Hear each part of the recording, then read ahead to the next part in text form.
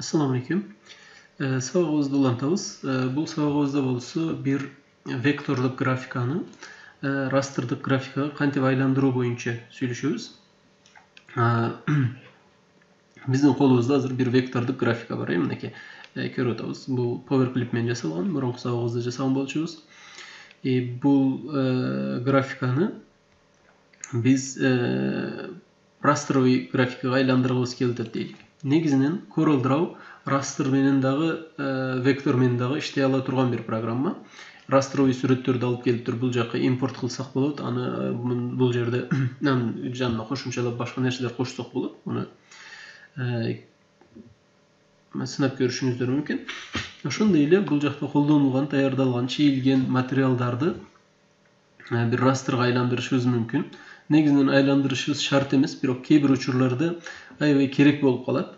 Мисал үчүн прозрачность менен байланыштуу иштеп атканда же болбосо көлөкө менен байланыштуу иштеп аткан маалдарда керек болгон учурлар болот. Же болбосо мисал үчүн айтайлык, могул немени даярдадык, бир PowerClip даярдадык. Бул PowerClip'ибизди уже эч качан өзгөртпөйбүз десек, жана бул PowerClip'тин үстүндө растр менен байланыштуу иштер кылыбыз келе турган болсо, анда муну ошондой бойдон растрга айландырышыбыз мүмкүн. Ал үчүн мисал үчүн мунун сыртында кара немени өчүрүп салайлы, абристи алып салайлы. Андан кийин муну болсо ошондой бойдон бир растровый изображениеге айландырайлы. Бул үчүн растровый изображение дегенге келебиз. Преобразовать в растровое изображение деген басабыз. Анан бул жерден тандайбыз. Кандай разрешениеде болсун, мисал үчүн печать үчүн боло турган болсо 300 точканы дүйүм болуш керек. 300 пиксель дүйүм квадратта болот. Ошондой эле бул жактан да цветовой режим тандашыбыз керек. Мисал үчүн эгер типографияга боло турган болсо SMIC, эгерде экранда көрүш үчүн боло турган болсо RGB жана башка. Бул жакта черно-белый бар, башкалар бар. Каалаганыбызга өткөрсөк болот. Мен мисал үчүн айтайлык, азырынча SMIC-ке айландырам. Окей дедим.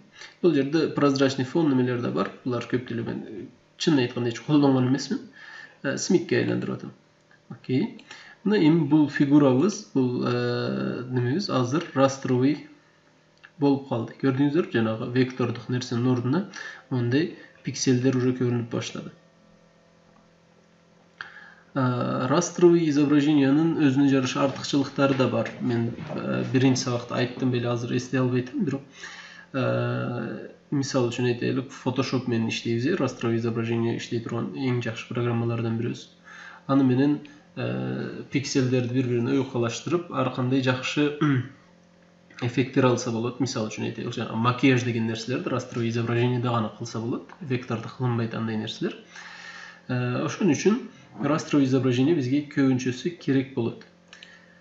Бир ар кандай фигураны алып келдик, мисал үчүн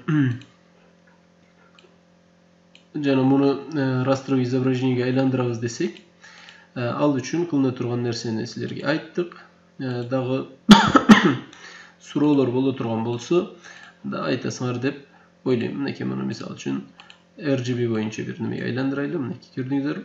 Азыр RGB-ге айландырдык, бүт бар жогу ак болуп калды. Эгер жанагы мен колдонбойм деген нерсени колдоно турган болсок, мынакей растровый изображение деп туруп, мынакей прозрачный фон дегенди колдоно турган болсок, мисал үчүн, мынакей эми бул жерде астындагы фону жана немеси ак болуп калды. Көрдүңүздөрбү? Ак деп атам, прозрачный болуп калды. Ошондой нерселерди колдонсок болот. Бул сабагыбыз ушундай кыска сабак болчу. Саламатта калгыла. Көрүшкөнчө.